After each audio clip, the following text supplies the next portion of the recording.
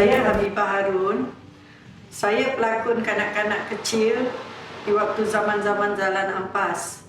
Kalau kita sebut Habibah Harun, banyak peminat di luar tak kenal saya. Tapi kalau disebut Lela Manja, barulah mereka tahu siapa saya. Oh, budak yang kena belasah tu dengan rumah dia kan? Di situlah saya dikenali sebagai pelakon kanak-kanak bersama arwah Pak Latif.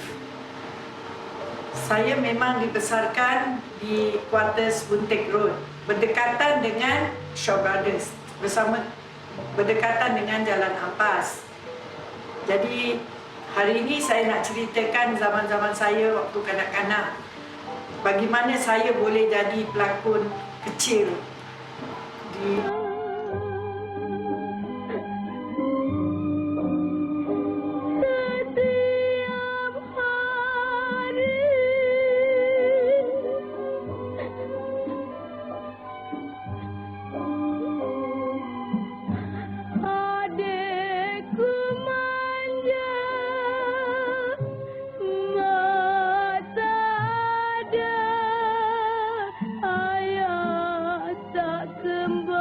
saya ni diuji oleh Arwahyarham P.Ramlee. Kita ni tinggal sekuarters beramai-ramai. Banyak anak-anak artis tu mereka pun ada kebolehan juga. Tapi di situ dalam kebolehan kita diuji, dilihat dari percakapan kita, dari pergaulan kita, barulah Arwahyarham screen test pada kita yang mengatakan kita ni memang anak ada talent, ada kebolehan. Jadi saya ditawarkan oleh Arwahyarham, kau nak syuting tak? Ada duit tak? Saya cakap, kalau ada duit bolehlah. Itu zaman kanak-kanak saya lah. Tapi saya kan sekolah, macam mana saya nak syuting? Oh, kita akan aturkan itu. Jadi saya ditawarkan gambar pertama waktu saya berlakon bersama Arwahyarham Tony Castello, iaitu cerita Anakku Zazali. Waktu itu veteran seperti Herwin Hashimayun, Zaitun dan Saadia itu adalah heroin utama dalam MFP. Tapi kalau nak dikatakan saya ni pelakon kanak-kanak, saya pun boleh digelarkan heroin kecil lah. Sebab saya besar jadi mereka. Jadi disitulah saya diuji dan saya boleh berlakon. Dan saya teruskan dengan kejayaan inilah. Saya suka dengan akting, saya suka syuting. Saya sukalah. Maksudnya kita kanak-kanak ni walaupun RM1 itu adalah besar bagi kita. Jadi kita nakkan duit itu, kita terpaksalah berlakon. Jadi filem pertama saya adalah Anakku Zazali dan seterusnya cerita Sajen Hassan, cerita yang itu kira cerita-cerita yang orang sekarang boleh katakan chicken lah. Kenapa istana aku? Oh, ini istana kau ya? Yalah, yang macam Pati Hassan selalu nyanyi, dengan cinta ku bina istana. Ada lagi dia nyanyi, kau suntuh runtuh jadi pusara. Kalau kau buat istana nanti ku pecahkan. Jangan Razuli, jangan Razuli, jangan Razuli, jangan Razuli. Nanti aku bilang mau baca Hassan. Tapi untuk watak sebagai Lela Manja itulah yang membuat saya sampai sekarang saya tak boleh lupakan. Sebab cerita ini berkesan. Bila saya teringat adik saya yang di Plaza tu, arwah Pak Latif, saya kalau disuruh buat episod ini, saya dengan sendirinya saya akan meleleh air mata. Saya akan terkenal waktu-waktu kita nak pergi syuting ni. Kita besok kita akan syuting, tapi Allah je yang mengetahui berapa sakitnya diri kita dibelasah, dipukul, dihambur, dicambak rambut kita. Itu kerana kita sudah komitmen dengan cerita ini. Jadi kita terpaksa menerima. Jadi waktu itu saya dengan Bat selalu sakitlah bila kita kena belasah tu. Lepas tu kita tak nak pergi syuting. Kita dipujuk, di apa, sampai director datang ke rumah. Besok tak kena pukul katanya. Betul janji, dibelikan kita coklat lah, dibelikan apalah. Jadi kita besok pergi, kena lagi sekali. Itulah yang buat saya tak boleh lupa, sakitnya sampai sekarang. Sehingga keluarga saya sendiri pun tak boleh menerima cerita ini sebab apa, dia kesian. Kerana saya waktu itu, saya adalah anak yatim, bapa saya meninggal dan saya harus sekolah, saya mempunyai adik-beradik yang banyak. Jadi saya terpaksa berkorban, bukan kerana apa, kerana kita harus hidup dan pergi sekolah. Jadi maka itu, walaupun saya kena belasah segini, arwah mak saya pun sampai menangis. Sehingga hari ini anak saya pun tak boleh tengok cerita ini. Dia bilang, kesiannya mami sampai gini sekali. Yelah, itu kan cerita. Tapi kenapa makcik tu pukul sampai macam ni, sampai tak ada sedikit pun macam pelan ke apa tak. Kalau gitu, kita tak natural. Kita berlakon adalah menjiwai cerita itu.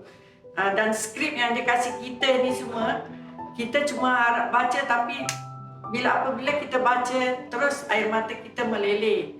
Kita dah menjiwai cerita itu. Tapi kalau cerita-cerita macam moden-moden ini, saya tak berapa terkesan lah. Sebab apa? Saya menjiwai cerita ini dan saya ingin mengucapkan terima kasih kepada Datuk Jamil Sulong yang menjadikan saya sehingga hari ini saya dikenal oleh Lela Manja Group. Lela Manja lah, bukan Lela Manja Group ya.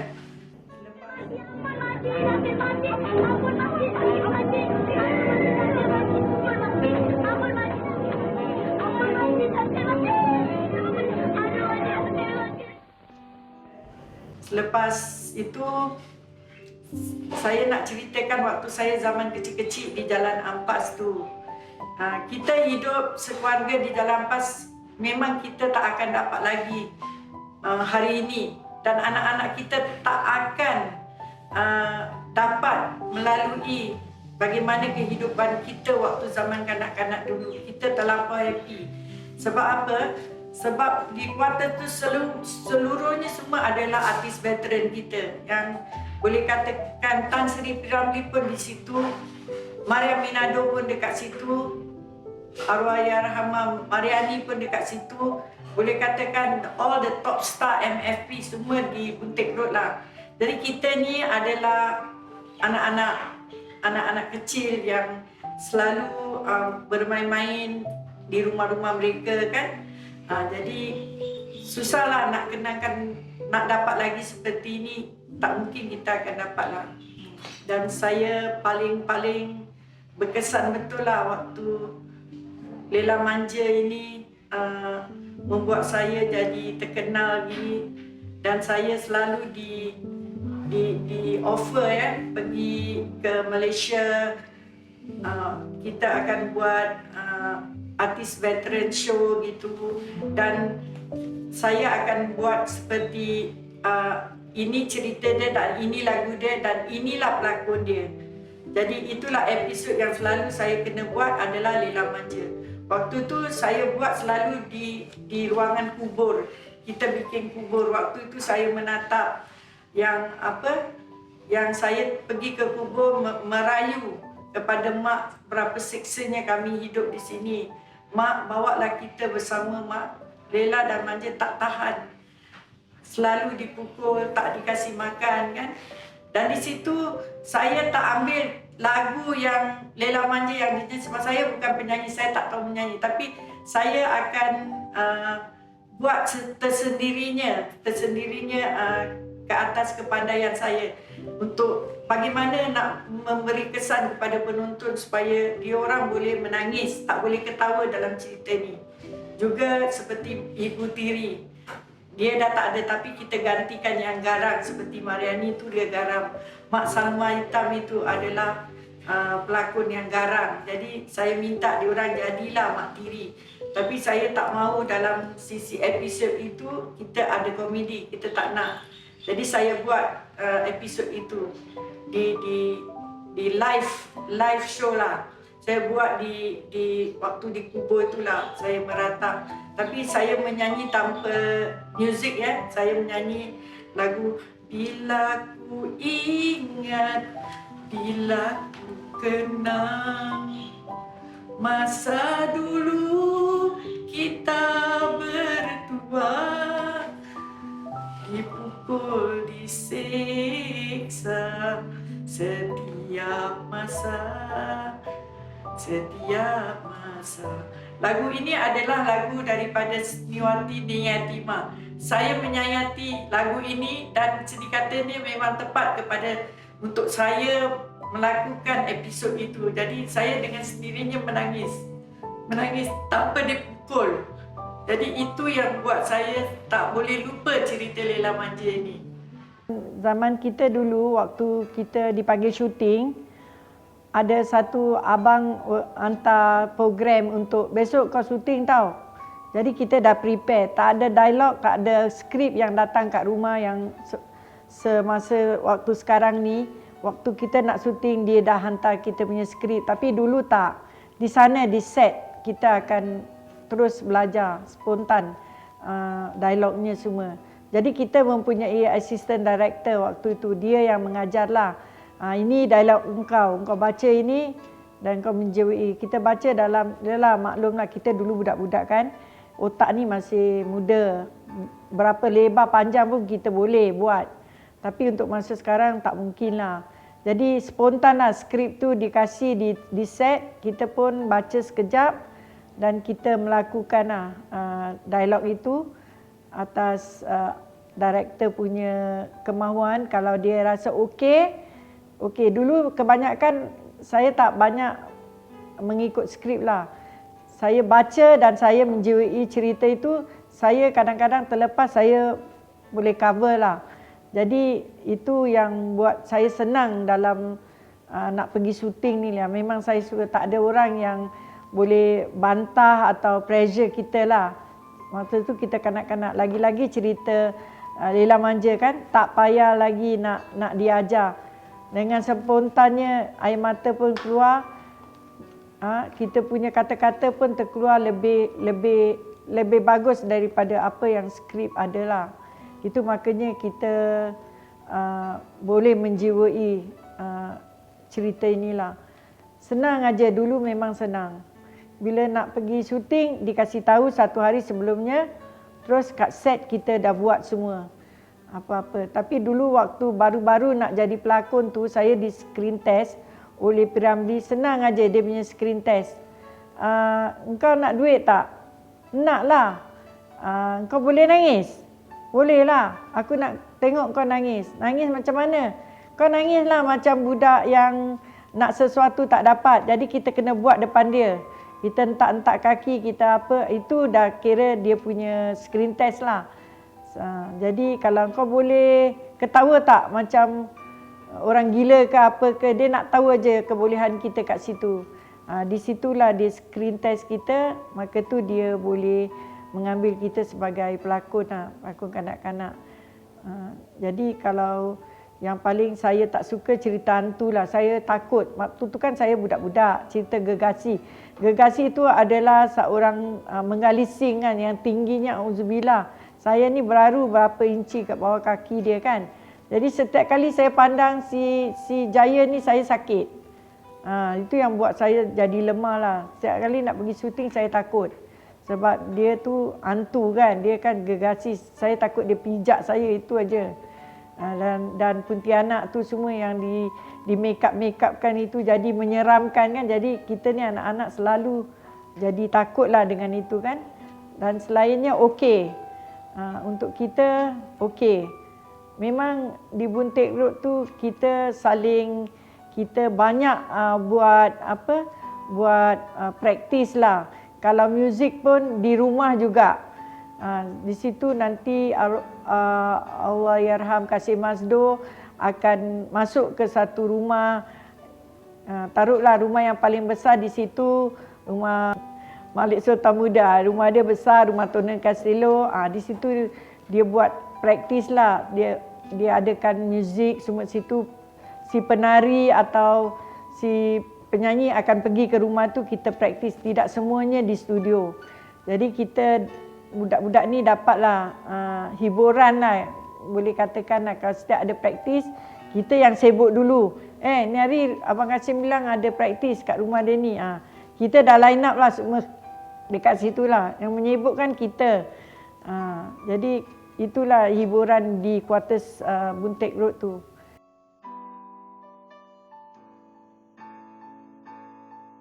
Oh ya, dia panggil kalau filem dah siap, dia adakan preview di studio Jalan Ampas. Jadi diundanglah kita semua pergi lihat preview tu lah satu hari sebelum ditayangkan lah. Itu saya ingat. Kalau ada preview memang kita orang semua yang artis-artis yang ada berlakon dalam cerita tu semua akan pergilah kan. Artis yang didahulukan dulu tapi orang luar tu saya tak kenal lah. Banyakkan mungkin daripada pihak-pihak staff lah yang datang kan. Editor, filem semua tu mesti harus ada lah kan. Selain bintang filem.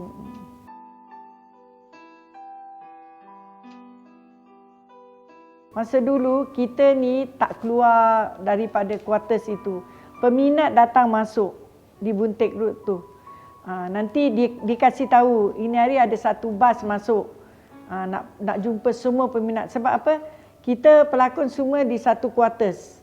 Jadi semuanya ada di situ. Tak perlulah dia nak panggil kita satu-satu nak jumpa kan. Tapi waktu peminat masuk tu satu bas kadang-kadang. Dia pergilah menziarahi rumah Kasmah Buti. Selepas Kasmah Buti, Saleh Kamil. Dia pergilah yang tempat top-top star ni dululah. Macam rumah saya tak perlulah. Saya budak-budak manalah diorang kenal sangat kan. Ini yang top star ni diorang kenal. Jadi diorang harus layan lah. Dulu kita tak ada media banyak. Tak ada banyak surat khabar. Di situ ajalah kita dapat berkomunikasi. Jadi kita tak ada banyak kontroversi lah dekat luar kan. Bintang filem dululah dengan sekarang lain kan. Beda lah. Saya pun join juga sekarang punya di TV ke apa tapi lain lah. Corak dia lain. Saya di sini dia kasih saya skrip untuk saya baca dan saya menghafali. Jadi waktu datang ke set tu saya dah tahulah scene apa. Kalau dulu tak payah. Nanti assistant directornya bilang, okey ini dialog kau. Kau baca ini lepas tu shoot. Dan kalau kita buat salah, kita boleh retake balik.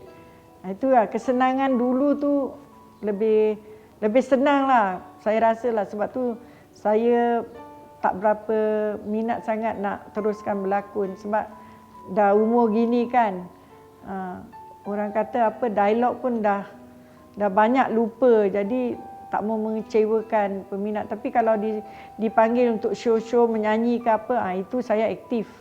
Saya kuat, saya boleh lagi.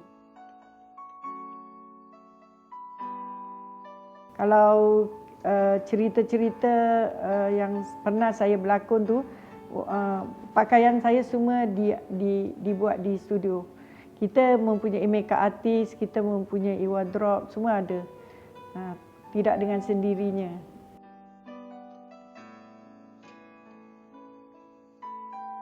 Inilah satu yang buat susah sikit pasal sekolah. Terpaksa ponteng lah. Sehingga kita banyak kasih alasan lah. Tapi saya tidak. Saya berterus terang dengan cikgu yang bahawasanya saya ada syuting. Saya tak boleh sekolah. Kerana ini saya harus mencari rezeki kan. Sebab cikgu mesti tahu saya tak ada bapa. Jadi abang-abang saya pun harus bekerja dan ini saja yang saya boleh buat. Terpaksalah saya minta izin dengan cikgu sampai cikgu datang kat set tu. Dia tak percaya yang saya ada buat syuting ni, dia datang. Jadi kita dah terangkan dia, kita punya masalah, dia accept lah. Memang kalau nak dikatakan dulu, budak-budak dulu zaman saya memang tak suka sekolah. Sebab dia suka ponteng, suka syuting. Kerana syuting tu kalau outdoor syuting kita dapat RM1. RM1 tu besar untuk kita belanja. Pergi sekolah 20 sen. Kalau RM1 tu dah banyak. Jadi kan minta outdoor shooting. Kalau outdoor shooting kalau hujan kan dah dibatalkan, besoknya continue lagi kan. Itu kita selalu budak-budak kalau boleh biar hujan hari ni. Jadi kan besok kita boleh dapat lagi satu ringgit. Itu dah besar betul tu. Malas nak pergi sekolah memang. Suka shooting lah, malas nak pergi sekolah. Dan tentang pembayaran pula, di ini saya bukan bekerja di MFP atau KT. Saya cuma freelance actress. Maknanya saya based on contract. Satu gambar tu saya kontrak, saya sign. Jadi permulaan deposit dia kasih, dan pertengahan filem dan terakhir filem. Jadi kalau saya tak ada duit aja, saya pergi jumpa manager Mr. Quek lah. Saya dah sandar dekat pintu dia tu. Mr. Quek pun keluar. Lin mesti nak duit kan? Iyalah Mr. Quek, pasal saya nak pergi sekolah, tak ada duit. Nanti sekejap saya sign. Itu. Jadi itulah yang saya buat. Saya selalu teringat lah kan. Masa saya dulu budak-budak senang, happy kan. Jadi saya suka syuting tu, saya suka.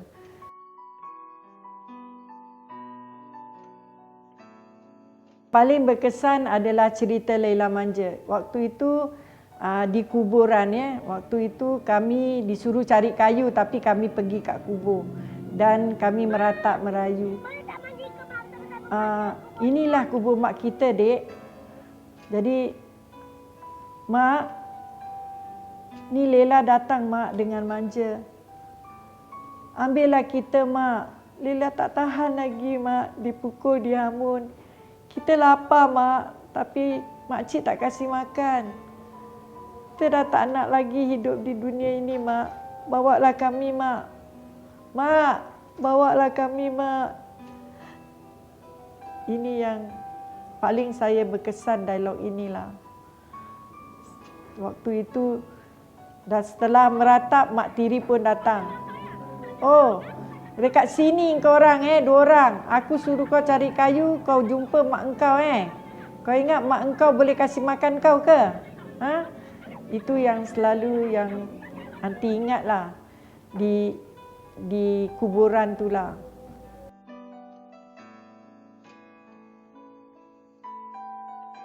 Selepas saya bersara dalam berlakon ya, saya minat dalam mengumpulkan artis-artis saya ni, artis-artis veteran yang studio MFV ni tutup atau KT Chris, saya gabung. Mereka semua, saya bilang saya akan tubuhkan satu grup nama Laila Manja. Sebab apa? Saya mempunyai tempat, suami saya yang mengulakan tempat itu dan dia memberi saya banyak sokongan kerana dia sayang artis-artis veteran ni walaupun dia bukan dari pihak seni tapi dia menjiwai seni ni. Waktu saya berlakon, menyanyi apa, jadi dia bilang kalau nak saya carikan tempat dan saya belikan barang-barang instrumen untuk awak sama teman-teman praktislah kat sini. Jadi saya menggunakan ini benda ni, saya bilang sama artis-artis veteran, janganlah kamu orang bercerai-berai ke mana-mana. Datanglah setiap minggu tempat sini, saya adakan tempat untuk awak orang. Awak orang nak belajar menyanyi, drama ke apa, boleh gunakan tempat ini. Jadi tujuan saya memang saya selalu ini rezeki lah dipanggil oleh pihak Sarawak, Finas lah terutama sekali Finas yang banyak memanggil artis-artis veteran ni. Kita banyak yang honoured lah dengan Finas. Jadi sejak itulah saya bilang berlatihlah. Kalau apa yang mereka nak kita dah ada. Jangan malas berlatih dan kita berlatih apa katanya, kita bukan penyanyi. Tapi boleh kan kita berlakon episod dan jadikan satu corak nyanyi. Tapi kalau kita ada rezeki dipanggil untuk majlis perkahwinan, itu kan semua adalah rezeki kan. Kita bolehlah keluar dari situ. Jadi saya mempunyai live band juga kan, under Laila Manja Group. Jadi sampai sekarang lah saya teruskan minat inilah dengan Lela Manja Group. Saya berterima kasih kepada peminat-peminat saya yang mengenali saya, yang sudi sampai sekarang pun mengingati Lela Manja itu. Jadi saya ucapkan berbanyak-banyak terima kasih atas kenangan manis ini. Jadi kalau tak segan-segan, kalau nak ada artis-artis veteran di apa majlis pun, sila boleh hubungi saya, Kak Lela Manja kan. Nanti boleh menyanyi apa pun lagu, tapi yang paling anti dikenali lagu Bunga Ros lah. Bunga Ros dulu asalnya dari penyanyi Lela Sani, tapi dibarukan oleh SM Salim kan, Bunga Ros ini. Jadi anti memang senang dengan lagu-lagu ini. Lagunya seperti ini. Oh bunga ros, kau sekuntum yang mewangi, merah putih warnamu berseri-seri. Oh bunga ros, kau sekuntum yang terbilang, kau membuat bahaya segala kumbang. Oh bunga ros, pohonmu berduri, jaga diri berhati-hati. Banyak kumbang ingin datang menghampiri. Oh bunga ros, kau sekuntum yang mewangi, merah putih warnamu berseri-seri. Oh bunga ros, kau sekuntum yang terbilang, kau membuat bahaya segala kumbang.